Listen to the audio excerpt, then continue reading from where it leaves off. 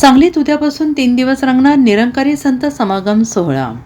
मानवतेची भावना दृढ करण्याचा संदेश देणारा महाराष्ट्राचा 74वा वार्षिक निरंकारी संत समागम शनिवार 24 ते सोमवार 26 जानेवारी दरम्यान सांगलीवाडी परिसरात आयोजित करण्यात आलेला आहे.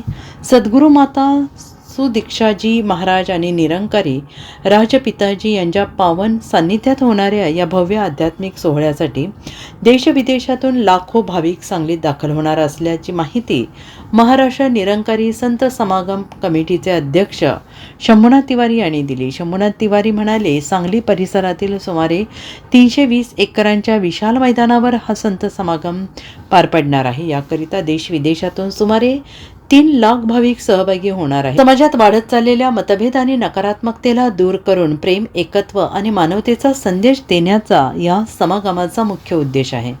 प्रत्यक्ष उपस्थित राहू न शकणाऱ्या श्रद्धाळूंकरिता संत निरंकारी मिशनच्या अधिकृत संकेतस्थळावरून थेट प्रक्षेपणाची सुविधा उपलब्ध करून देण्यात आलेली आहे.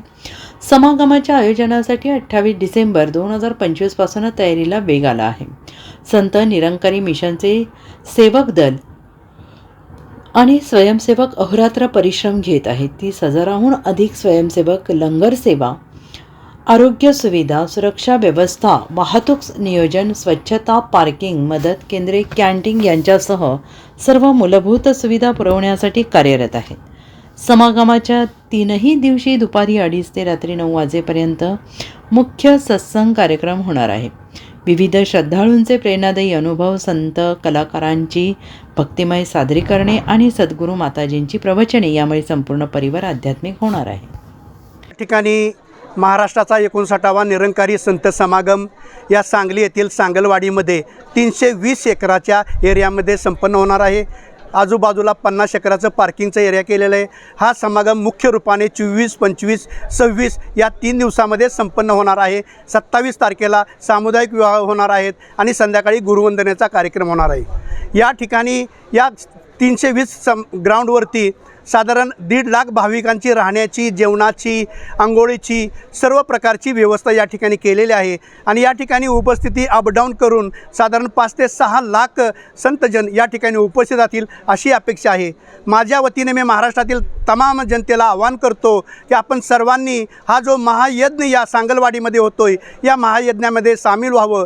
मनुष्य जन्माचं उद्दिष्ट परमेश्वराची प्राप्ती करणं हे आहे. या ठिकाणी सद्गुरू माता सुदीक्षाजी महाराज या ठिकाणी आगमन होत आहे आणि ते मनुष्य जन्माचं उद्दिष्ट जे परमेश्वर प्राप्ती आहे ते परमेश्वराची प्राप्ती करून देण्याचं महान कार्य या ठिकाणी होणार आहे. आणि म्हणून आपण सर्वांनी या ठिकाणी येऊन आपलं जीवन सफल करावं हीच या तमाम जनतेला आवाहन करतो. सांगली की इस पावन भूमि पर निरंकारी मिशन का 59वां वार्षिक संत समागम आयोजित हो रहा है. महाराष्ट्र का 59वां वार्षिक संत समागम, जहां लाखों के संख्या में लगभग 4-5 लाख संत महात्मा पूरे देश भर से और विदेश से भी यहाँ पर सैकड़ों जो धर्म प्रेमी महात्मा हैं, संत हैं, वो यहाँ एकत्र हो रहे हैं.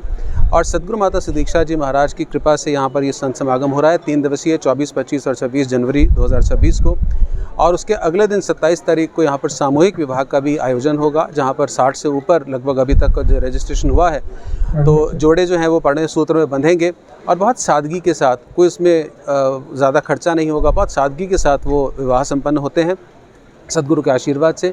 और इसी प्रकार वर्ष लगातार सारा वर्ष निरंकारी मिशन की ओर से अनेक सामाजिक उत्थान के कार्य किए जाते हैं, चाहे वो मेडिकल फील्ड के अंदर हो, चाहे वो वृक्षारोपण के लिए हो, स्वच्छता अभियान हो, बच्चों के लिए, युवाओं के लिए Nirankari institute of music end art establish की गई है ताकि कुछ रोज़गार के प्रति भी नौजवान जो हैं वो स्किल एम्पावर्ड हों.